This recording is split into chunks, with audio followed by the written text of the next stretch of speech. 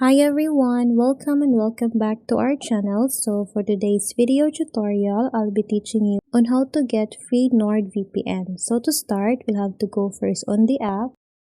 And then here, let's click on the get subscription option.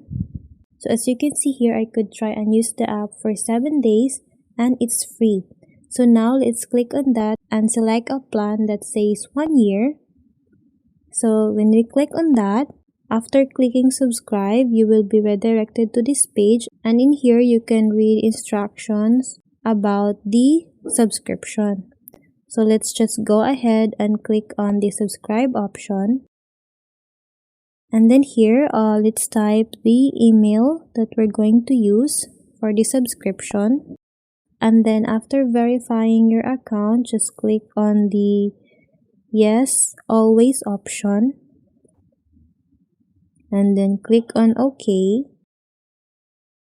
And then just proceed. So as you can see, I'm now subscribed to the NordVPN and it's for free. So that's how you subscribe and get a free access to your NordVPN.